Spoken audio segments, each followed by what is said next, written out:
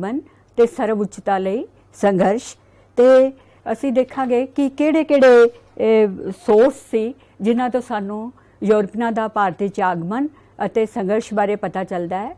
ਉਹ ਹੈ ਯੂਰਪੀ ਕੰਪਨੀਆਂ ਦੇ ਰਿਕਾਰਡ, ਯੂਰਪੀ ਯਾਤਰੀਆਂ ਦੇ ਵਰਤਾਂਤ, ਵਪਾਰਿਕ ਬਸਤੀਆਂ ਦੀਆਂ ਇਮਾਰਤਾਂ ਤੇ ਉਸ ਸਮੇਂ ਦੀਆਂ ਤਸਵੀਰਾਂ। ਜਿਸ ਤਰ੍ਹਾਂ ਕਿ ਯੂਰਪੀ ਕੰਪਨੀਆਂ ਦੇ ਰਿਕਾਰਡ, ਜਿਵੇਂ ਭਾਰਤ ਵਿੱਚ ਇੰਗਲੈਂਡ ਦੇ ਰਿਕਾਰਡਸ ਨੂੰ ਫੈਕਟਰੀ ਰਿਕਾਰਡ ਕਿਹਾ ਜਾਂਦਾ ਹੈ, ਇਹ ਭਾਰਤ ਤੇ ਇੰਗਲੈਂਡ ਦੇ ਵਿੱਚ ਦੋਨੇ ਜਗ੍ਹਾ ਤੇ ਮਿਲਦਾ ਹੈ। ਇਸ ਲਈ ਯੂਰਪੀ ਯਾਤਰੀਆਂ ਨੇ ਜੋ ਕੁਝ ਵੇਖਿਆ ਉਹ ਬਿਰਤਾਂਤ ਉਹਨਾਂ ਨੇ ਲਿਖਿਆ। ਇਸ ਤਰ੍ਹਾਂ ਵਪਾਰਿਕ ਬਸਤੀਆਂ ਦੀ ਜਿਹੜੀਆਂ ਇਮਾਰਤਾਂ ਬਣੀਆਂ, ਉਸ ਇਮਾਰਤਾਂ ਤੋਂ ਵੀ ਸਾਨੂੰ ਬਹੁਤ ਸਾਰੀ ਜਾਣਕਾਰੀ ਪ੍ਰਾਪਤ ਹੁੰਦੀ ਹੈ। ਫਿਰ ਉਸ ਸਮੇਂ ਦੀਆਂ ਤਸਵੀਰਾਂ ਤੋਂ ਵੀ ਸਾਨੂੰ ਯੂਰਪੀਆਂ ਦਾ ਭਾਰਤ ਵਿੱਚ ਆਉਣ ਤੇ ਆਪਸੀ ਸੰਘਰਸ਼ ਬਾਰੇ ਕਾਫੀ ਕੁਝ ਪਤਾ ਚੱਲਦਾ ਹੈ। ਹੁਣ ਮੈਂ ਤੁਹਾਨੂੰ ਪਿਛੋਕੜ ਬਾਰੇ ਦੱਸਾਂਗੀ ਕਿ ਇਹਨਾਂ ਦਾ ਸਾਡਾ ਭਾਰਤ ਤੇ ਯੂਰਪ ਦਾ ਵਪਾਰ ਜਿਹੜਾ ਸੀ ਉਹ ਪ੍ਰਾਚੀਨ ਕਾਲ ਤੋਂ ਹੀ ਚੱਲਦਾ ਆ ਰਿਹਾ ਹੈ। ਭਾਰਤ ਦੇ ਸੂਤੀ ਕੱਪੜੇ, ਗਰਮ ਮਸਾਲਿਆਂ ਦਾ ਯੂਰਪ ਦੇ ਬਾਜ਼ਾਰ ਵਿੱਚ ਬਹੁਤ ਹੀ ਜ਼ਿਆਦਾ ਮੰਗ ਸੀ।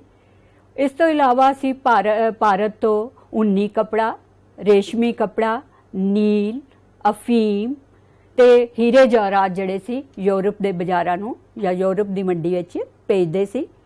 ਤਾਂ ਯੂਰਪੀ ਜਿਹੜੇ ਸੀ ਯੂਰਪ ਦਾ ਭਾਰਤ ਨਾਲ ਵਪਾਰ ਕਰਨ ਦੇ ਤਿੰਨ ਰਸਤੇ ਸੀ। ਜਿਹੜਾ ਪਹਿਲਾ ਰਸਤਾ ਸੀ ਉਹ ਹੈਗਾ ਸੀ ਉੱਤਰੀ ਰਸਤਾ, ਦੂਸਰਾ ਵਿਚਕਾਰਲਾ ਰਸਤਾ ਤੇ ਤੀਸਰਾ ਦੱਖਣੀ ਰਸਤਾ ਸੀ। ਇਹਨਾਂ ਰਸਤਾ ਤੋਂ ਯੂਰਪ ਜਿਹੜਾ ਸੀ ਭਾਰਤ ਦੇ ਨਾਲ ਵਪਾਰ ਕਰਦਾ ਸੀ। ਤਾਂ ਉਸ ਟਾਈਮ ਤੇ ਬੱਚੋ ਇਟਲੀ ਦੇ ਦੋ ਨਗਰ ਸੀ ਜਿਹੜੇ ਕਿ ਭਾਰਤੀ ਵਪਾਰ ਲਈ ਜਾਂ ਯੂਰਪੀ ਭਾਰਤ ਦੇ ਪੂਰਬੀ ਭਾਗਾਂ ਦੇ ਵਿੱਚੋਂ ਜਿਹੜਾ ਮਾਲ ਸੀ ਉਹ ਉਹਨਾਂ ਦੋ ਸ਼ਹਿਰਾਂ ਵਿੱਚ ਵੀਨਸ ਤੇ ਜਨੇਵਾ ਦੇ ਵਿੱਚੋਂ ਹੋ ਕੇ ਉੱਥੇ ਇਕੱਠਾ ਹੁੰਦਾ ਸੀ। ਫਿਰ ਇਹ ਉੱਥੋਂ ਦੇ ਵਪਾਰੀ ਜਿਹੜਾ ਸੀ ਯੂਰਪ ਦੀ ਮੰਡੀਆਂ ਵਿੱਚ ਇਹਨਾਂ ਨੂੰ ਬਹੁਤ ਹੀ ਮਹਿੰਗੇ ਮੁੱਲ ਤੇ ਵੇਚਦੇ ਸੀ। 15ਵੀਂ ਸਦੀ ਦੇ ਵਿੱਚ ਤੁਰਕਾਂ ਨੇ ਆਪਣੇ ਸਮੁੰਦਰੀ ਬੇੜੇ ਦੀ ਸ਼ਕਤੀ ਨੂੰ ਬਹੁਤ ਵਧਾ ਲਿਆ ਤੇ ਉਹਨਾਂ ਨੇ ਭਾਰਤੀ ਯੂਰਪ ਨਾਲ ਜਿਹੜੇ ਵਪਾਰ ਦੇ ਤਿੰਨ ਰਸਤੇ ਸੀ ਉਹਨਾਂ ਤੇ ਅਧਿਕਾਰ ਕਰ ਲਿਆ।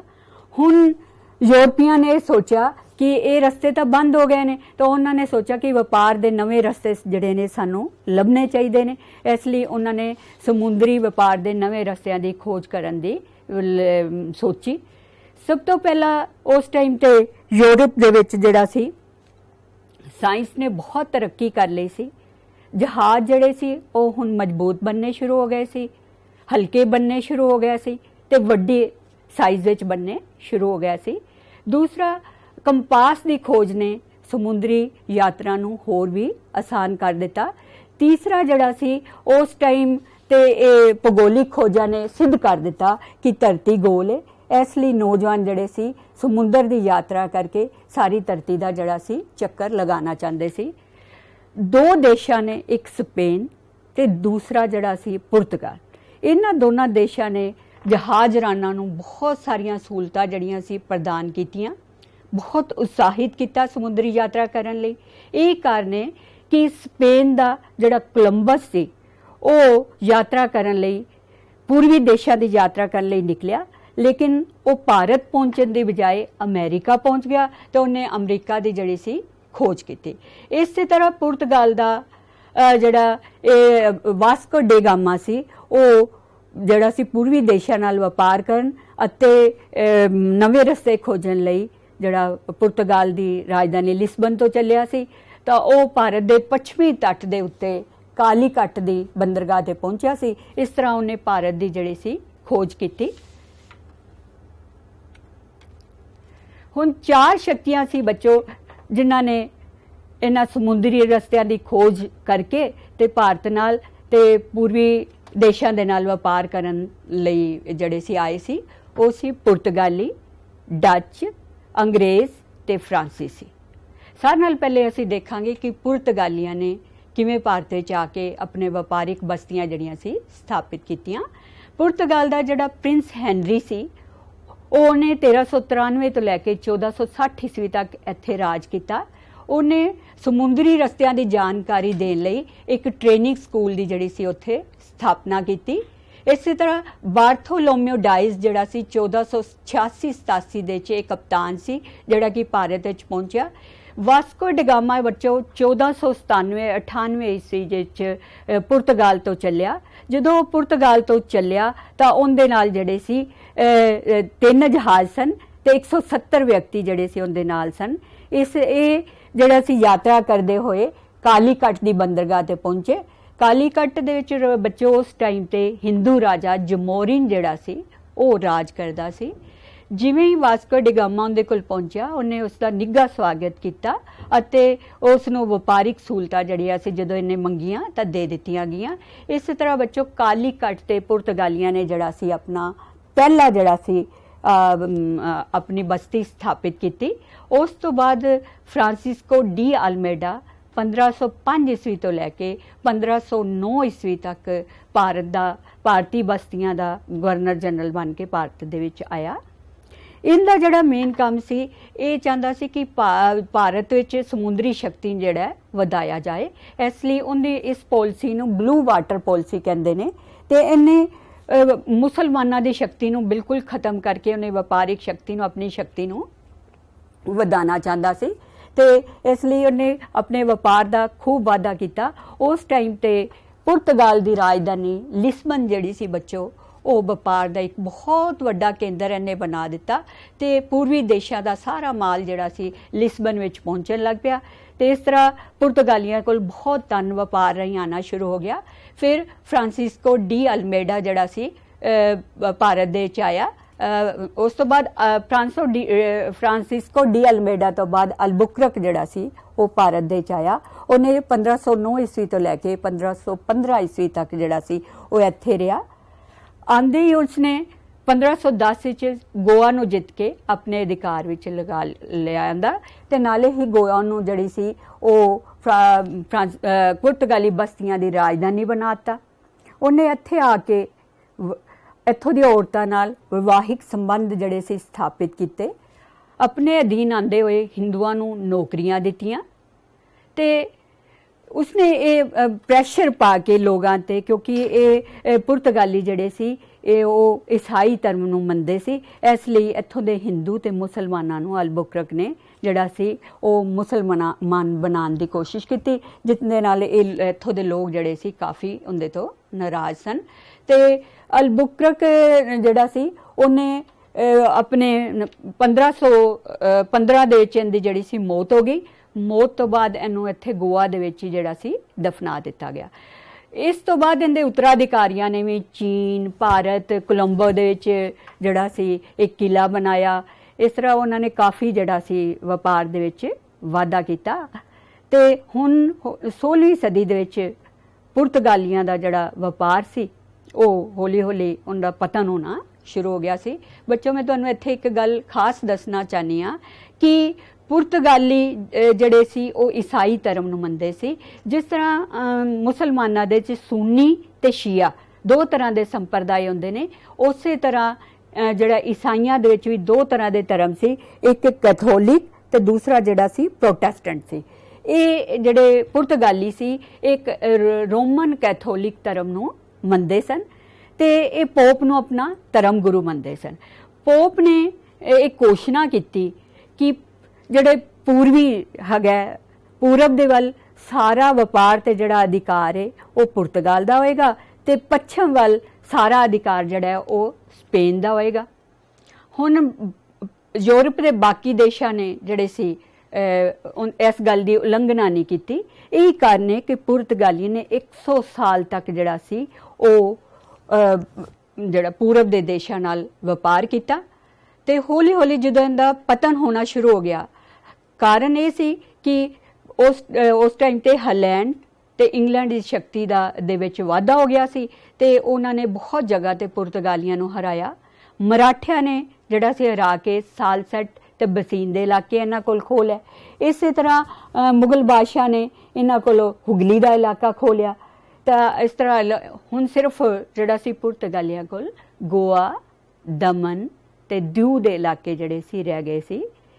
ਤਾਂ 1947 ਵਿੱਚ ਭਾਰਤ ਆਜ਼ਾਦ ਹੋ ਗਿਆ, ਲੇਕਿਨ 1960 ਈਸਵੀ ਤੱਕ ਗੋਆ, ਦਿਊ, ਦਮਨ ਤੇ ਪੁਰਤਗਾਲੀਆਂ ਦਾ ਜਿਹੜਾ ਸੀ ਅਧਿਕਾਰ ਰਿਹਾ ਸੀ ਤੇ 1960 ਈਸਵੀ ਵਿੱਚ गोवा ते दीव ते दमन तो भारत ने जिहड़ा सी पुर्तगाल नूं जिहड़ा आज़ाद कराया।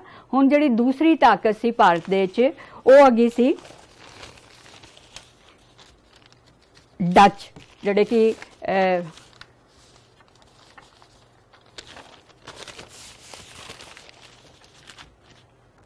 डच जिहड़े सी ओह हालैंड दे रहण वाले सी ते पुर्तगालियां दे देखा देखी ਉਹ भी भारत नाल ते पूर्वी देशां दे नाल ਵਪਾਰ ਕਰਨ ਦੇ ਹਾਮੀ ਸਨ। ਤਾਂ ਡੱਚ ਜਿਹੜੇ ਸੀ ਉਹ ਪੁਰਤਗਾਲ ਦੀ ਰਾਜਧਾਨੀ ਲਿਸਬਨ ਤੋਂ ਜਿਹੜਾ ਸੀ ਪੂਰੀ ਮਾਲ ਇਕੱਠਾ ਕਰਕੇ ਯੂਰਪ ਦੇ ਬਾਜ਼ਾਰਾਂ ਦੇ ਵਿੱਚ ਵੇਚਦੇ ਸਨ।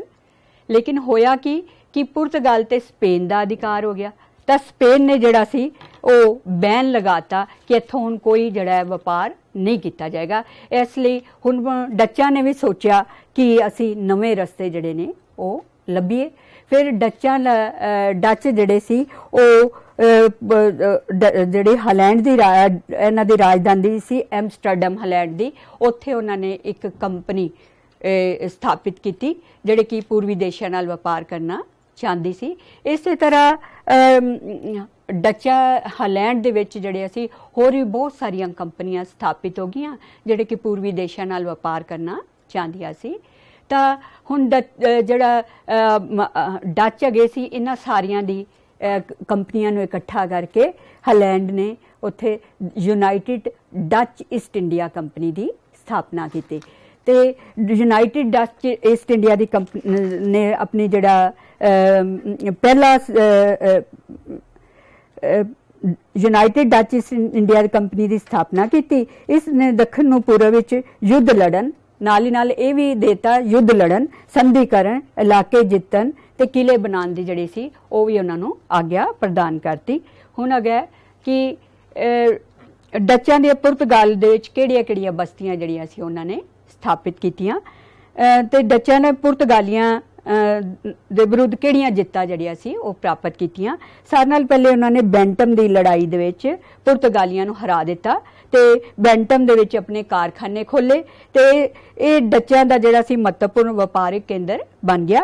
उस तो बाद पुर्तगालियां नूं एम्बुआइना की जगह ते जकार्ता की जगह ते हरा के अपनी जित प्राप्त की ते गोवा नूं भी उन्होंने जिहड़ा सी घेरा पाने की कोशिश की, लेकिन वो उहदे विच कामयाब नहीं हो सके।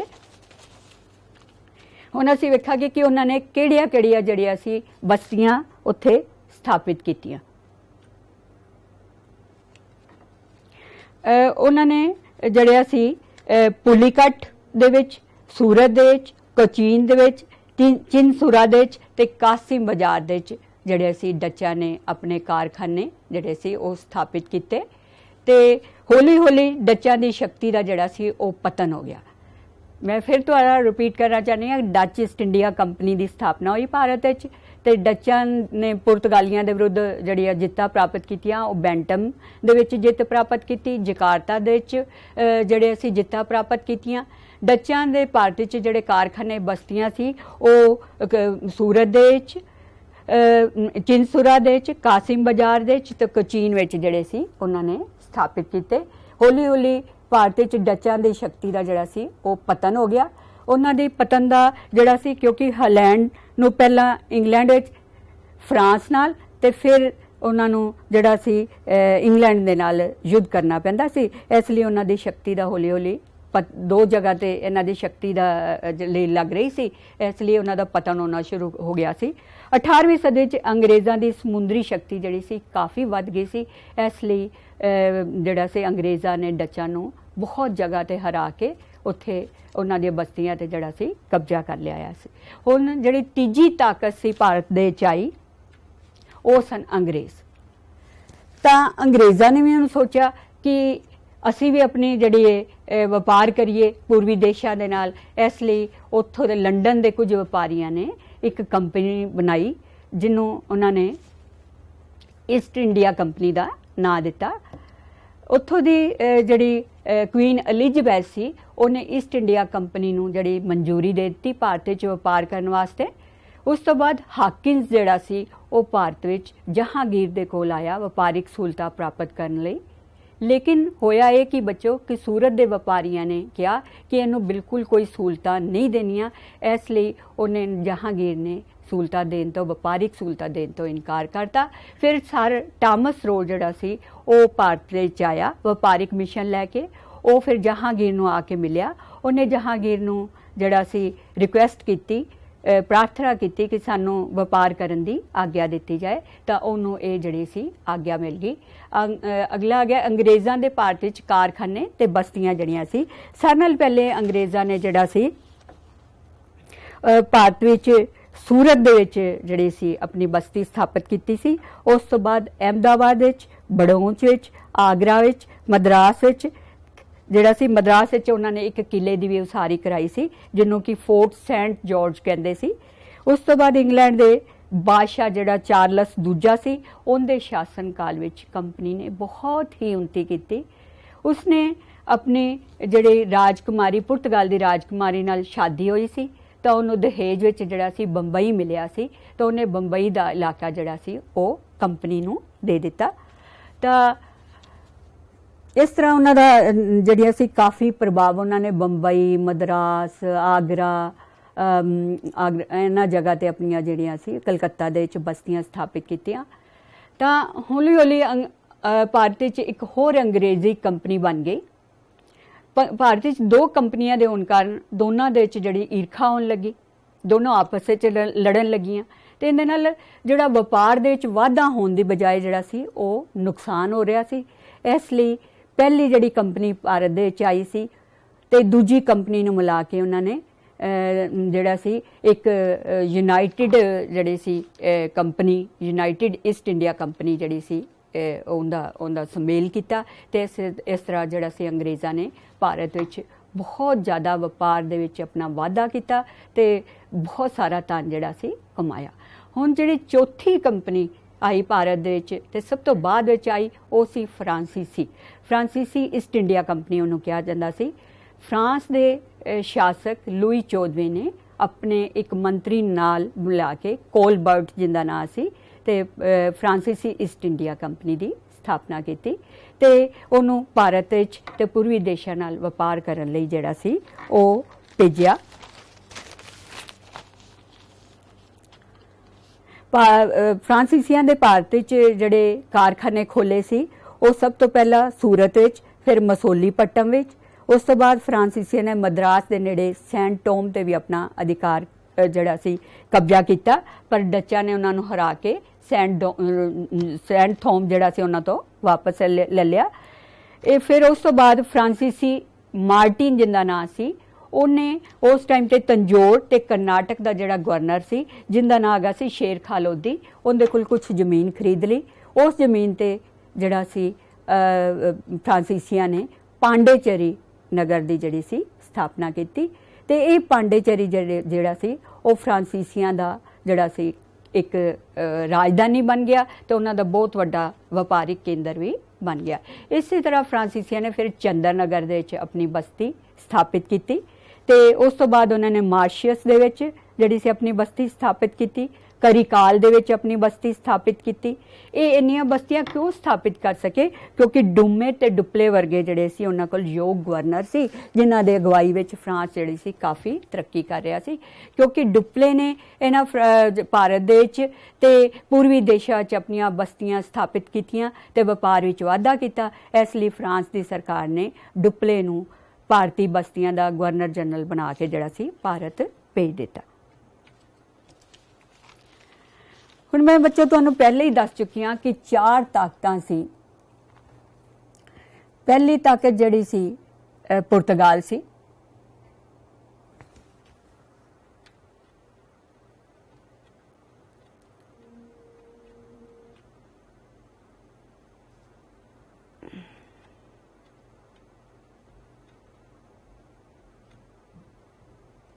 हाँ जी, पहली जिहड़ी ताकत सी वो पुर्तगालियां दी सी, दूजी डच्चां दी सी, तीजी फ्रांसीसियां दी सी ते चौथी अंग्रेज़ां दी सी। हुण ये ताकतां 16वीं सदी विच 2 ताकतां दा जिहड़ा सी वो अंत होना शुरू हो गया सी। वो किहड़ियां ताकतां सी? पुर्तगाल दी ते डच्चां दे। थोड़ा इत्थे हो रहा सी ना। ਤੇ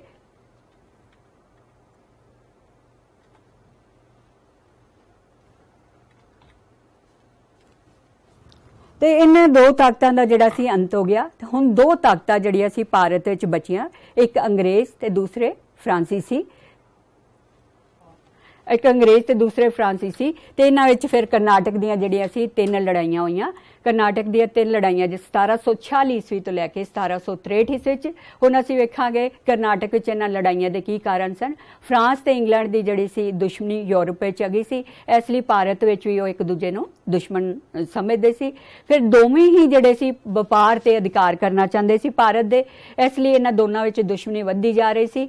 ਹੋਇਆ ਕਿ ਇੰਗਲੈਂਡ ਤੇ ਫਰਾਂਸ ਦਾ ਯੂਰਪ ਵਿੱਚ ਯੁੱਧ ਸ਼ੁਰੂ ਹੋ ਗਿਆ ਤੇ ਭਾਰਤ ਵਿੱਚ ਵੀ ਜਿਹੜਾ ਸੀ ਇਹਨਾਂ ਦੋਨਾਂ ਦੇ ਵਿੱਚ ਯੁੱਧ ਹੋ ਗਿਆ। ਹੁਣ ਅਸੀਂ ਵੇਖਾਂਗੇ ਘਟਨਾਵਾਂ। ਇੱਕ ਜਿਹੜਾ ਅੰਗਰੇਜ਼ਾਂ ਦਾ ਜਲ ਸੈਨਾ ਸੀ, ਉਹਨਾਂ ਨੇ ਫਰਾਂਸੀਸੀ ਬੇੜੇ ਉੱਤੇ ਆਪਣਾ ਅਧਿਕਾਰ ਕਰ ਲਿਆ। ਉਹਨਾਂ ਨੇ ਪਾਂਡੇਚੇਰੀ ਦੇ ਵਿੱਚ ਵੀ ਯੁੱਧ ਕਰਕੇ ਉਹਨੂੰ ਜਿੱਤਣ ਦੀ ਕੋਸ਼ਿਸ਼ ਕੀਤੀ।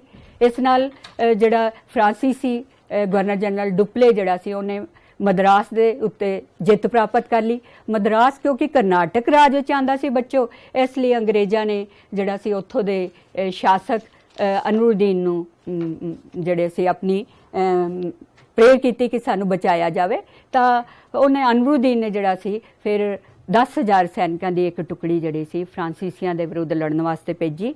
ਤਾਂ ਲੇਕਿਨ ਇਹਨਾਂ ਟੁਕੜੀ ਨੂੰ ਫਰਾਂਸ ਦੀ ਇੱਕ ਛੋਟੀ ਜਿਹੀ ਟੁਕੜੀ ਨੇ ਜਿਹੜਾ ਸੀ ਇਹਨਾਂ ਨੂੰ ਹਰਾ ਦਿੱਤਾ ਤੇ ਇਸ ਤਰ੍ਹਾਂ ਮਦਰਾਸ ਤੇ ਜਿਹੜਾ ਸੀ ਫਰਾਂਸੀਸੀਆਂ ਦੀ ਜਿੱਤ ਪ੍ਰਾਪਤ ਹੋਈ। ਨਤੀਜੇ ਜਿਹੜੇ ਸੀ ਫਰਾਂਸੀਸੀਆਂ ਦੀ ਜਿੱਤ ਹੋਈ, ਉਹਨਾਂ ਦੇ ਆਦਰ ਮਾਨ ਵੱਧ ਗਿਆ ਤੇ ਐਕਸਲਾ ਸ਼ੈਪਲ ਦੀ ਸੰਧੀ ਹੋਈ। ਉਸ ਸੰਧੀ ਦੇ ਅਨੁਸਾਰ ਮਦਰਾਸ ਜਿਹੜਾ ਸੀ ਉਹ ਉਹਨਾਂ ਨੇ ਅੰਗਰੇਜ਼ਾਂ ਨੂੰ ਵਾਪਸ ਦੇ ਦਿੱਤਾ ਫਰਾਂਸੀਸੀਆਂ ਨੇ, ਤੇ ਇੱਕ ਦੂਜੇ ਦੇ ਜਿੱਤੇ ਹੋਏ ਪ੍ਰਦੇਸ਼ ਜਿਹੜੇ ਸੀ ਉਹ ਵੀ ਵਾਪਸ ਕਰ ਦਿੱਤੇ। ਹੁਣ ਅਸੀਂ ਵੇਖਾਂਗੇ ਕਰਨਾਟਕ ਦੀ ਦੂਜੀ ਲੜਾਈ। ਪਿਛਲੀ ਦੁਸ਼ਮਣੀ ਨੂੰ ਹਾਲੀ ਉਹ ਭੁੱਲੇ ਨਹੀਂ ਸੀ, ਇਸ ਲਈ ਇਹ ਇੱਕ ਦੂਜੇ ਤੋਂ ਬਦਲਾ ਲੈਣਾ ਚਾਹੁੰਦੇ ਸੀ। ਦੂਸਰਾ, ਡੁਪਲੇ ਦੀ ਕਰਨਾਟਕ ਅਤੇ ਦੱਖਣ ਦੇ ਉੱਤਰਾਧਿਕਾਰੀ ਸੰਬੰਧੀ ਝਗੜਿਆਂ ਵਿੱਚ ਬਹੁਤ ਦਖਲ ਅੰਦਾਜ਼ੀ ਕੀਤੀ, ਜਿਸ ਕਾਰਨ ਵੀ ਇਸ ਜਿਹੜਾ ਸੀ ਕਰਨਾਟਕ ਦਾ ਦੂਜਾ ਯੁੱਧ ਹੋਇਆ। ਘਟਨਾਵਾਂ ਜਿਹੜੀਆਂ ਸੀ ਦੋ ਜਿਹੜੇ ਸੀ, ਇੱਕ ਹੈਦਰਾਬਾਦ ਤੇ ਦੂਸਰਾ ਜਿਹੜਾ ਸੀ ਕਰਨਾਟਕ ਦੇ ਵਿੱਚ ਦੋ ਉੱਤਰਾਧਿਕਾਰੀ ਜਿਹੜੇ ਸੀ ਉਹ ਖੜੇ ਹੋ ਗਏ ਤੇ ਦੋਨੋਂ ਹੀ ਜਿਹੜੇ ਸੀ ਆਪਣੇ ਆਪ ਨੂੰ ਸ਼ਾਸਨ ਦਾ ਜਿਹੜਾ ਸੀ ਦਾਅਵੇਦਾਰ ਮੰਨਦੇ ਸੀ। ਤੇ ਨਾਸਰ ਜੰਗ ਅਤੇ ਅੰਗਰੇਜ਼ਾਂ ਦੀ ਜਿਹੜੀ ਸੀ ਦੁਸ਼ਮਣਾਂ ਤੇ ਜਿੱਤ ਹੋਈ, ਕਿਉਂਕਿ ਅੰਗਰੇਜ਼ਾਂ ਨੇ ਨਾਸਰ ਜੰਗ ਦੀ ਜਿਹੜੀ ਸੀ ਉਹ ਸਹਾਇਤਾ ਕੀਤੀ। ਫਿਰ ਡੁਪਲੇ ਦੀ ਸਾਜ਼ਿਸ਼ ਅਤੇ ਮੁਜ਼ੱਫਰ ਜੰਗ ਦਾ ਸੂਬੇਦਾਰ ਬਣਨਾ। ਡੁਪਲੇ ਨੇ ਇੱਕ ਸਾਜ਼ਿਸ਼ ਦੁਆਰਾ ਮੁਜ਼ੱਫਰ ਜੰਗ ਨੂੰ ਜਿਹੜਾ ਸੀ ਉਹ ਹੈਦਰਾਬਾਦ ਦੀ ਗੱਦੀ ਤੇ ਬਿਠਾ ਦਿੱਤਾ। ਮੁਜ਼ੱਫਰ ਜੰਗ ਦੀ ਮੌਤ ਤੋਂ ਬਾਅਦ ਉਸਨੇ ਸਲਾਬਤ ਜੰਗ ਨੂੰ ਜਿਹੜਾ ਸੀ ਹੈਦਰਾਬਾਦ ਦੀ ਗੱਦੀ ਦਿੱਤੀ। ਉਹਨੇ ਖੁਸ਼ ਹੋ ਕੇ ਜਿਹੜਾ ਸੀ ਉਹ ਜਿਹੜੇ ਉੱਤਰੀ ਸਰਕਾਰ ਦੇ ਇਲਾਕੇ ਜਿਹੜੇ ਸੀ ਉਹ ਫਰਾਂਸੀਸੀਆਂ ਨੂੰ ਦੇ ਦਿੱਤੇ। ਤ੍ਰਿਚਨਾਪੱਲੀ ਦੀ ਲੜਾਈ ਅਤੇ ਅੰਗਰੇਜ਼ਾਂ ਦਾ ਅਰਕਾਟ ਉੱਤੇ ਘੇਰਾ। ਹੁਣ ਕਰਨਾਟਕ ਵਿੱਚ ਫਰਾਂਸੀਸੀਆਂ ਨੇ ਜਿਹੜੇ ਸੀ ਉਹ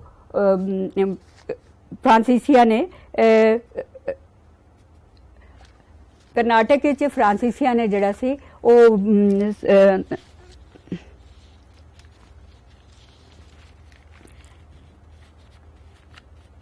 ਅਨੁਰਦੀਨ ਦੀ ਬਜਾਏ ਚੰਦਾ ਸਾਹਿਬ ਦੀ ਜਿਹੜੀ ਸੀ ਸਹਾਇਤਾ ਕੀਤੀ। ਤਾਂ ਚੰਦਾ ਸਾਹਿਬ ਅਨੁਰਦੀਨ ਜਿਹੜਾ ਸੀ ਚੰਦਾ ਸਾਹਿਬ ਨਾਲ ਲੜਦਾ ਹੋਇਆ ਮਾਰਿਆ ਗਿਆ ਤੇ ਉਹਦਾ ਲੜਕਾ ਜਿਹੜਾ ਮੁਹੰਮਦ ਅਲੀ ਸੀ ਉਹ ਭੱਜ ਕੇ ਜਿਹੜਾ ਤ੍ਰਿਚਨਾਪੱਲੀ ਚਲਾ ਗਿਆ।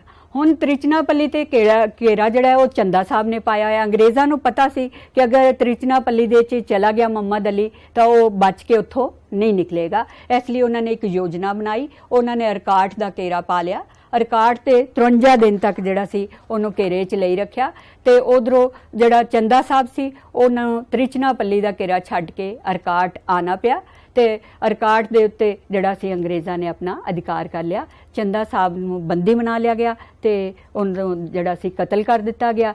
ਤੇ ਉਸ ਟਾਈਮ ਤੇ ਜਿਹੜਾ ਸੀ ਫਿਰ ਇੱਕ ਜਿਹੜੀ ਸੰਧੀ ਹੋਈ ਜਿਹਨੂੰ ਪਾਂਡੇਚੇਰੀ ਦੀ ਸੰਧੀ ਕਹਿੰਦੇ ਨੇ। ਉਧਰੋਂ ਫਰਾਂਸ ਨੇ ਡੁਪਲੇ ਨੂੰ ਵਾਪਸ ਬੁਲਾ ਲਿਆ ਤੇ ਗੋਡਹਿਊ ਨੂੰ ਜਿਹੜਾ ਸੀ ਗਵਰਨਰ ਬਣਾ ਕੇ ਭਾਰਤ ਦੇ ਵਿੱਚ ਭੇਜ ਦਿੱਤਾ। ਫਰਾਂਸੀਸੀ ਗਵਰਨਰ ਗੋਡਹਿਊ ਨੇ ਅੰਗਰੇਜ਼ਾਂ ਦੇ ਨਾਲ ਜਿਹੜੀ ਪਾਂਡੇਚੇਰੀ ਦੀ ਸੰਧੀ ਕਰ ਲਈ। ਉਹਨੇ ਮੁਹੰਮਦ ਅਲੀ ਨੂੰ ਕਰਨਾਟਕ ਦਾ ਨਵਾਬ ਮੰਨ ਲਿਆ ਦੋਹਾਂ ਨੇ ਇੱਕ ਦੂਜੇ ਦੇ ਜਿਹੜੇ ਇਲਾਕੇ ਸੀ ਉਹ ਵਾਪਸ ਕਰਤੇ ਤੇ ਦੋਹਾਂ ਨੇ ਪਾਰਟੀਆਂ ਦੇ ਅੰਦਰੂਨੀ ਮਾਮਲਿਆਂ 'ਚ ਦਖਲ ਨਾ ਦੇਣ ਦੇ ਜਿਹੜੇ ਸੀ ਉਹ ਸੋਚੇ। ਫਿਰ युद्ध का महत्व यही सी। हुण तीसरा जिहड़ा सी करनाटक का तीजा युद्ध, पिछली दुश्मनी, क्योंकि ये दोनों की दुश्मनी चलती आ रही सी, इसलिए एक दूजे तो बदला लेना चाहते सी। ते यूरोप विच उस टाइप से 7 साला जंग जिहड़ी सी वो छिड़ चुकी सी। हुण असीं वेखांगे कि घटनावां जिवें यूरोप विच 7 साला जंग शुरू हुई तो भारत विच भी जिहड़ी सी वो 7 साला जंग दे विरुद्ध भारत विच भी जंग जिहड़ी सी शुरू हो गई। तो हुण अंग्रेज़ां कोल बदला लैण लई फ्रांसीसियां ने गवर्नर जनरल डुप्ले नूं काउंट लाली नूं एक बहुत वड्डी सैना दे के जिहड़ा सी भारत वल भेजिया। उन्हें आंदियां ही काउंट डी लाली ने आंदियां ही फ्रांसीसियां दी सेंट डेविड दे किले ते उत्ते जित प्राप्त कर ली, जिहड़ी कि 1758 ईस्वी विच सी। तो जदों उन्होंने जित प्राप्त कर ली तो उस तो बाद काउंट डी लाली ने सोचा कि जिहड़ा वो मद्रास ते भी जिहड़ा अपना अधिकार जिहड़ा वो जमाया जाए। तो उन्हें सब तो वड्डी गलती ये की कि हैदराबाद तो बूसे नूं बुला लिया। जिवें ही हैदराबाद तो बूसे जिहड़ा सी वो वापस आया मद्रास, तो उधरों हैदराबाद का निज़ाम जिहड़ा सी अंग्रेज़ां दे नाल मिल गया। उधरों जिहड़ा सी कर्नल फोर्ड ने उत्तरी सरकार के इलाकों ते भी उन्होंने अपना जिहड़ा सी अधिकार जमा लिया। तो इस तरह जिहड़ा सी मद्रास का घेरा जिहड़ा सी मद्रास नूं जितन में सफल नहीं रहे अंग्रेज़। फ्रांसीसी जिहड़े सी मद्रास नूं नहीं जित सके। इस तरह एक होर अंग्रेज़ जिन्हां नाम सर आयरकूट सी, उन्हें वांदीवाश की जगह ते फ्रांसीसियां नूं जिहड़ा सी बुरी तरह हरा दिता। ते फ्रांसीसी कमांडर लाली ते बूसे नूं गिरफ्तार कर लिया गया। इस तो बाद जिहड़ा सी इन्हां दे नाल एक पैरिस की संधि हुई। पैरिस की संधि विच जिहड़ा सी यूरोप विच युद्ध समाप्त हो गया, इसलिए भारतीयां विच जिहड़ा सी वो युद्ध समाप्त हो गया। हुण जिहड़ियां फ्रांसीसी बस्तियां जिवें कि पांडेचेरी सी, जिंजी सी, माही ते जिहड़ा अधिकार कर लिया होया सी अंग्रेज़ां ने, वो इस संधि द्वारा पैरिस की संधि द्वारा वो फ्रांस नूं वापस कर दित्तियां गया। ते फ्रांस नूं ये भी कहा गया कि तुसीं इन्हां बस्तियां दी किलेबंदी नहीं करोगे। हुण फ्रांस नूं ये भी आदेश दिता गया कि सिर्फ तुसीं इत्थे वपार कर सकते हो, कोई होर काम जिहड़ा है वो नहीं कर सकते। तो इस तरह करनाटक का जिहड़ा तीजा युद्ध सी वो समाप्त हो गया। हुण असीं वेखांगे अंग्रेज़ां दी सफलता दे ते फ्रांसीसियां दी असफलता दे की कारण सन। पहला कारण सी अंग्रेज़ी कंपनी का फ्रांसीसी कंपनी तो चंगा होना, क्योंकि फ्रांसीसी कंपनी जिहड़ी सी वो काफ़ी चंगी सी ते फ्रांसीसी कंपनी जिहड़ी सी वो इन्नी चंगी नहीं सी ते अंग्रेज़ी कंपनी जिहड़ी सी वो चंगी सी। दूसरा अंग्रेज़ां दियां फ्रांसीसियां तो वधेरे उपयोगी बस्तियां। अंग्रेज़ां कोल जिहड़ियां सी वो बहुत अच्छियां बस्तियां सी, जिवें कि बंबई सी, मद्रास सी, कलकत्ता सी। इस दे उल्ट जिहड़ा सी फ्रांसीसियां दी बस्तियां पांडेचेरी सी, चंद्रनगर सी। ते इतिहासकार भी कहंदे ने कि अगर इन्हां बस्तियां राई दखन दियां बस्तियां राई सिकंदर महान भी भारत दे चांदा या नपोलियन बोनापार्ट भी भारत चांदा दखन दे रस्ते तो वो शायद सफल ना हो सकता। तीसरा आ गया कि अंग्रेज़ां दा वधिया समुद्री शक्ति। अंग्रेज़ां कोल एक बहुत ही वधिया समुद्री शक्ति सी, जिंद राही वो अपनियां फौजां नूं ते अस्त्र शस्त्रां नूं एक जगह तो दूजी जगह लिजाण वास्ते बड़ी आसानी नाल जिहड़े सी कूच कर जाते सी। ते चौथा कारण सी अंग्रेज़ां दा बंबई विच समुद्री शक्ति का अड्डा। ये भी अंग्रेज़ां लई एक बहुत लाहेवंद क्योंकि बंबई जिहड़ी सी वो बंदरगाह सी। फिर अंग्रेज़ां दा बंगाल उत्ते अधिकार, अंग्रेज़ां दा बंगाल उत्ते अधिकार होने दे नाल उन्हां दा जिहड़ा सी धन विच वाधा होया कि बंगाल जिहड़ा एक उपजाऊ प्रदेश सी। फिर अगर फ्रांसीसियां दी आर्थिक दुर्दशा, उन्होंने फ्रांसीसियां दी आर्थिक जिहड़ी सी दशा वो चंगी नहीं सी। तो इसलिए कई दिन तक फ्रांसीसी सैनिकों को तनख्वाहां तक नहीं मिलदियां सी। इस दे उल्ट अंग्रेज़ां दी जिहड़ी आर्थिक दशा बहुत ही चंगी सी। अंग्रेज़ां दे कोल एक योग नेता सी क्लाइव वर्गे ते सर आयरकूट वर्गे, लेकिन इन्हां दे कोल जिहड़ा सी डुप्ले नूं छड्ड के ਜਿਹੜਾ ਕੋਈ ਯੋਗ ਨੇਤਾ ਨਹੀਂ ਸੀ। ਫਰਾਂਸੀਸੀ ਸਰਕਾਰ ਦਾ ਆਪਣੇ ਭਾਰਤੀ ਅਧਿਕਾਰੀਆਂ ਦੇ ਪ੍ਰਤੀ ਵਿਹਾਰ, ਫਰਾਂਸੀਸੀ ਸਰਕਾਰ ਦਾ ਆਪਣੇ ਭਾਰਤੀਆਂ ਅਧਿਕਾਰੀਆਂ ਦੇ ਪ੍ਰਤੀ ਵਿਹਾਰ ਜਿਹੜਾ ਸੀ ਉਹ ਚੰਗਾ ਨਹੀਂ ਸੀ। ਇਸ ਲਈ ਉਹ ਉਹਨਾਂ ਨਾਲ ਪਿਆਰ ਭਰਿਆ ਸੰਬੰਧ ਨਹੀਂ ਰੱਖਦੇ ਸਨ। ਫਰਾਂਸੀਸੀਆਂ ਦੀ ਯੂਰਪ ਵਿੱਚ ਹਾਰ, ਹੌਲੀ ਹੌਲੀ ਫਰਾਂਸੀਸੀਆਂ ਦੀ ਜਿਹੜੀ ਸੀ ਉਹ ਜਦੋਂ ਯੂਰਪ ਵਿੱਚ ਹਾਰ ਹੋ ਗਈ ਤਾਂ ਭਾਰਤ ਵਿੱਚ ਵੀ ਜਿਹੜੇ ਸੀ ਉਹਨਾਂ ਦੀ ਸ਼ਕਤੀ ਦਾ ਪਤਨ ਹੋਣਾ ਸ਼ੁਰੂ ਹੋ ਗਿਆ। ਹੁਣ ਅਸੀਂ ਵੇਖਾਂਗੇ ਅੰਗਰੇਜ਼ ਈਸਟ ਇੰਡੀਆ ਕੰਪਨੀ ਦੀ ਰਾਜਨੀਤਿਕ ਸ਼ਕਤੀ ਦਾ ਉਥਾਨ, ਜਿੰਦੇ 'ਚ ਆ ਜਾਂਦਾ ਪਲਾਸੀ ਦੀ ਲੜਾਈ, ਜਿਹੜੀ ਕਿ 1757 ਈਸਵੀ ਦੀ ਹੋਈ ਸੀ। ਪਲਾਸੀ ਦੀ ਲੜਾਈ ਜਿਹੜੀ ਸੀ 1756 ਈਸਵੀ ਦੇ ਵਿੱਚ ਬੰਗਾਲ ਦਾ ਨਵਾਬ ਅਲੀ ਵਰਦੀ ਖਾਨ ਦੀ ਮੌਤ ਹੋ ਗਈ ਤੇ ਉਸ ਦੀ ਮੌਤ ਤੋਂ ਬਾਅਦ ਉਸ ਦਾ ਦੋਤਾ ਸਰਾਜੂਦੋਲਾ ਜਿਹੜਾ ਸੀ ਉਹ ਬੰਗਾਲ ਦਾ ਨਵਾਬ ਬਣ ਗਿਆ।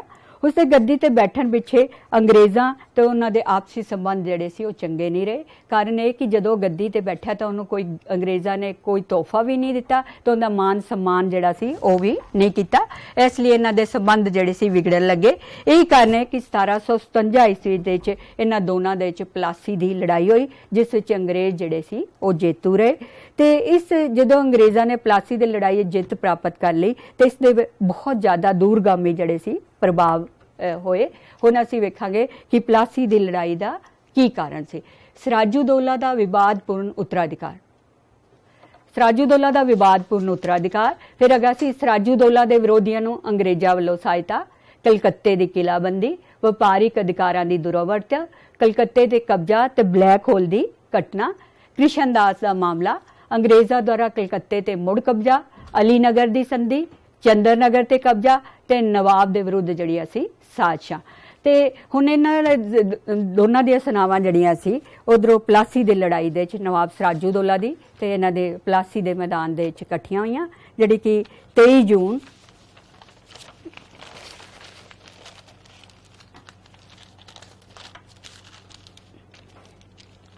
ਉਹਦੇ 'ਚ ਇਸ ਯੁੱਧ ਦੇ ਵਿੱਚ ਜਿਹੜੇ ਸੀ ਉਹ ਪਲਾਸੀ ਦੀ ਲੜਾਈ ਵਿੱਚ ਜਿਹੜਾ ਸੀ ਅੰਗਰੇਜ਼ਾਂ ਦੀ ਜਿੱਤ ਹੋਈ ਤਾਂ ਨਵਾਬ ਦਾ ਬੰਗਾਲ ਦਾ ਨਵਾਬ ਜਿਹੜਾ ਸੀ ਸਰਾਜੂਦੋਲਾ ਹਾਰ ਗਿਆ। ਸਿੱਟੇ, ਮੀਰ ਜਾਫਰ ਨੂੰ ਬੰਗਾਲ ਦਾ ਨਵਾਬ ਬਣਾ ਦਿੱਤਾ ਗਿਆ ਕਿਉਂਕਿ ਅੰਗਰੇਜ਼ਾਂ ਨੇ ਮੀਰ ਜਾਫਰ ਨੂੰ ਇਹ ਲਾਲਚ ਦਿੱਤਾ ਸੀ ਕਿ ਜਦੋਂ ਲੜਾਈ ਹੋਏਗੀ ਤਾਂ ਤੂੰ ਆਪਣੀਆਂ ਫੌਜਾਂ ਨੂੰ ਲੈ ਕੇ ਅੰਗਰੇਜ਼ਾਂ ਨਾਲ ਮਿਲ ਜਾਏਗਾ। ਮੀਰ ਜਾਫਰ ਨੇ ਲੜਾਈ ਦੇ ਮੈਦਾਨ ਵਿੱਚ ਇਹੀ ਕੁਝ ਕੀਤਾ। ਇਸ ਲਈ ਮੀਰ ਜਾਫਰ ਨੂੰ ਬੰਗਾਲ ਦਾ ਜਿਹੜਾ ਸੀ ਅੰਗਰੇਜ਼ਾਂ ਨੇ ਨਵਾਬ ਬਣਾਤਾ, ਪਰ ਇਹ ਇੱਕ ਕਠਪੁਤਲੀ ਨਵਾਬ ਸੀ। ਫਿਰ ਅੰਗਰੇਜ਼ਾਂ ਨੂੰ ਧਨ ਦੀ ਪ੍ਰਾਪਤੀ ਹੋਈ। ਮੀਰ ਜਾਫਰ ਕੋਲ ਅੰਗਰੇਜ਼ਾਂ ਨੂੰ ਬਹੁਤ ਸਾਰਾ ਧਨ ਜਿਹੜਾ ਸੀ ਮਿਲਿਆ। ਅੰਗਰੇਜ਼ਾਂ ਨੂੰ 24 ਪਰਗਨਿਆਂ ਦੀ ਜ਼ਿਮੀਦਾਰੀ ਮਿਲ ਗਈ, ਜਿੰਦੇ ਤੋਂ ਸਾਲਾਨਾ ਆਮਦਨ ਜਿਹੜੀ ਸੀ 1.5 ਲੱਖ ਪਾਉਂਡ ਹੁੰਦੀ ਸੀ। ਤੇ ਇਹ 24 ਪਰਗਨਿਆਂ ਦੀ ਜ਼ਿਮੀਦਾਰੀ ਮਿਲਣ ਕਾਰਨ ਅੰਗਰੇਜ਼ਾਂ ਨੂੰ ਜਿਹੜਾ ਸੀ ਉੱਥੇ ਕਰ ਇਕੱਠਾ ਕਰਨ ਅਤੇ ਨਿਆਂ ਕਰਨ ਦਾ ਜਿਹੜਾ ਸੀ ਅਧਿਕਾਰ ਮਿਲ ਗਿਆ। ਬੰਗਾਲ ਵਿੱਚ ਕੰਪਨੀ ਦੇ ਜਿਹੜੇ ਸੀ ਸਿੱਕੇ ਸ਼ੁਰੂ ਹੋ ਗਏ। ਬੰਗਾਲ ਵਿੱਚ ਕੰਪਨੀ ਨੂੰ ਕਰ ਮੁਕਤ ਵਪਾਰ ਦੀ ਵੀ ਇਜਾਜ਼ਤ ਮਿਲ ਗਈ। ਲਾਰਡ ਕਲਾਈਵ ਜਿਹੜਾ ਸੀ ਉਹਨੂੰ, ਕਿਉਂਕਿ ਇਹ ਸਾਰੀਆਂ ਜਿੱਤਾਂ ਵਿੱਚ ਲਾਰਡ ਕਲਾਈਵ ਦਾ ਹੱਥ ਸੀ, ਇਸ ਲਈ ਉਹਨੂੰ ਬੰਗਾਲ ਦਾ ਗਵਰਨਰ ਬਣਾਤਾ ਗਿਆ।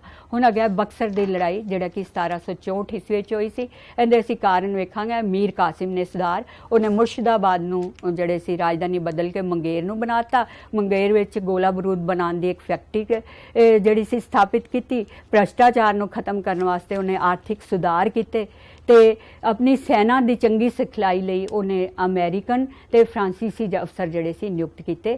ਤੇ ਇਹ ਜਿਹੜੇ ਉਹਦੇ ਸੁਧਾਰ ਸੀ ਉਹ ਅੰਗਰੇਜ਼ਾਂ ਨੂੰ ਇੱਕ ਅੱਖ ਵੀ ਜਿਹੜੇ ਸੀ ਚੰਗੇ ਨਹੀਂ ਲੱਗੇ ਤੇ ਮੀਰ ਕਾਸਮ ਨੂੰ ਹਟਾਉਣਾ, ਇਸ ਲਈ ਉਹ ਅੰਗਰੇਜ਼ ਜਿਹੜੇ ਸੀ ਮੀਰ ਕਾਸਮ ਨੂੰ ਹਟਾਉਣ ਦੀਆਂ ਯੋਜਨਾਵਾਂ ਜਿਹੜੀਆਂ ਸੀ ਉਹ ਬਣਾਉਣ ਲੱਗੇ।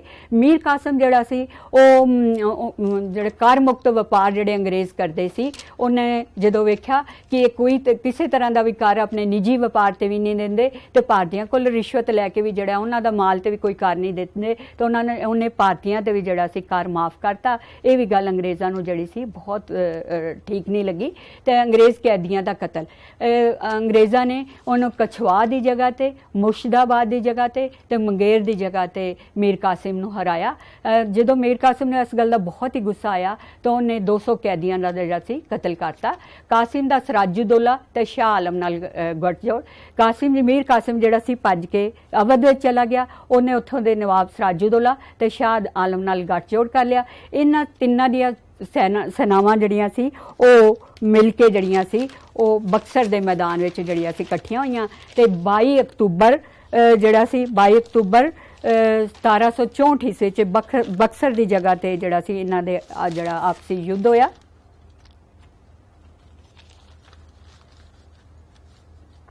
युद्ध विच जिहड़ा सी युद्ध विच जिहड़े सी मीर कासिम हार गया तो उत्थों दौड़ गया ते इस बाकी जिहड़े दो बचे वो सिराजुद्दौला ते शाह आलम दूजा जिहड़ा सी मुगल बादशाह उन्होंने इलाहाबाद की संधि कर ली। इलाहाबाद की संधि करन तो बाद अवध विच कर मुक्त व्यापार करन दी जिहड़ी सी सिराजुद्दौला नूं 50 लाख के बदले अवध वापस करता गया ते अंग्रेज़ां ने सिराजुद्दौला कोल अवध विच कर मुक्त व्यापार करन दी आग्या लै ली। फिर अवध विच एक अंग्रेजी फौज अंग्रेज़ां ने रखती जिंदा खर्चा जिहड़ा सी वो भी अवध का नवाब चुकेगा। फिर मुगल शाह आलम नूं 26 लाख रुपए सालाना पेंशन दे दी गई। कड़ा ते इलाहाबाद के इलाके जिहड़े सी शाह आलम नूं दे दिते गए। अंग्रेज़ां नूं बंगाल बिहार अते उड़ीसा की जिहड़ी सी दीवानी दे दी गई। इस तरह बक्सर नूं जित के जिहड़ा सी पलासी के अधूरे काम नूं अंग्रेज़ां ने पूरा किया सी। डॉक्टर ईश्वरी प्रसाद अते सूबेदार के शब्दां दे विच बक्सर ने उस काम नूं पूरा किया जिसनों पलासी ने जड़ा सी आरंभ किया सी। ते इस तरह असीं कह सकते हैं कि बक्सर की लड़ाई ने पलासी के अधूरे काम नूं पूरा किया। पलासी की लड़ाई जिथे अंग्रेज़ां ने धोखे नाल लड़ी सी उत्थे बक्सर की जित का सेहरा जड़ा है उन्हां दे चंगी ते सिखित फौज नूं जांदा है। इसलिए डॉक्टर GS छाबड़ा ने कहा कि पलासी तो बाद अंग्रेज़ां द्वारा प्राप्त कीतियां गईयां सफलतावां नूं बक्सर ने संगठित किया। इस तरह बक्सर की जित तो बिना पलासी का काम जिहड़ा सी वो अधूरा रह जांदा ते इसलिए बक्सर की जित जिहड़ी सी वो अंग्रेज़ां लई बहुत ही महत्वपूर्ण सिद्ध हुई। उन्होंने हुण एक बक्सर की जित ने ये साफ कर दिता कि भारत की राजनीति ते हुण अंग्रेज़ां दा व्यापार ते ही अधिकार नहीं रहेगा बल्कि भारत की राजनीति ते भी उन्हां दा पूरी तरह जिहड़ा सी अधिकार रह जाएगा ते वो भारत दे जिहड़े ने बादशाह जड़े ने बन के रहनगे। इसलिए बक्सर की लड़ाई का जड़ा सी बहुत ही महत्व है अंग्रेज़ां लई ते इसलिए बक्सर जड़ा सी वो ने उस अधूरे काम नूं पलासी दे अधूरे काम नूं पूरा किया ते एक नवे युग की जड़ी सी भारत दे विच शुरुआत की। इसलिए बक्सर की लड़ाई बहुत ही महत्वपूर्ण लड़ाइयां दे विचों पलासी ते बक्सर दी लड़ाइयां जड़ियां सी वो अंग्रेज़ां लई बहुत ही महत्वपूर्ण सिद्ध हुई। तो इन्हां लड़ाइयां ने भारतीय राजियां की पोल खोल दी और भारतीय सेना की जिहड़ी कि सिखत सिखलाई उन्होंने नहीं दी गई सी ते अंग्रेज़ां कोल बहुत थोड़ी सेना होंदे हुए भी भारतीय राजियां की उन्होंने बहुत वड्डी फौज नूं जिहड़ा सी वो हरा के ये सिद्ध कर दिता कि अंग्रेज़ां कोल एक सिखित फौज है जदों कि भारतीय जड़े सी उन्हां कोल किसी तरह की सिखित फौज नहीं है। दूसरा भारतीयों का एक होर औगन पता लग गया कि भारतीय जड़े ने वो एक दूजे दे नाल जड़े ने लड़ते झगड़ते रहंदे ने। वो हमेशा इस गल दा करदे ने कि गुआंढी राजे नूं किवें खराब किया जाए तो इस चीज़ का अंग्रेज़ां ने जड़ा सी फायदा उठाया। हौली हौली उन्होंने ये बक्सर पलासी की लड़ाई ने उन्होंने भारत जित का जड़ा सी राह खोल दिता तो हौली हौली उन्होंने भारतीय इलाकों एक एक करके जड़ा सी अंग्रेज़ां ने जितना शुरू कर दिता तो भारत ने अंग्रेज़ां ने जड़ा सी भारत ते हौली हौली अपना जड़ा सी अधिकार जमा लिया तो भारत ते उन्होंने फिर 200 साल तक जड़ा सी वो जड़ा सी भारत ते 200 साल तक अंग्रेज़ां ने अपना राज जड़ा सी कायम किया।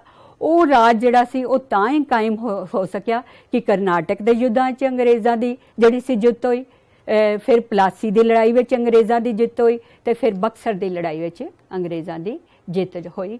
इस जित ने जड़ा सी अंग्रेज़ां नूं बहुत उत्साहित कर दिता तो वो हमेशा उन्हां दा यही सी कि हौली हौली असी किक करके सारे राज्यां ते अपना अधिकार कर लिए तो अंग्रेज़ां ने इस तरह एक एक करके सारे राज्यां ते अपना अधिकार किया तो इस तरह पलासी ते बक्सर दी लड़ाइयां ने ते करनाटक दी लड़ाइयां ने अंग्रेज़ां नूं जड़ा सी एक सर्वउच्च शक्ति भारत दी बनाता।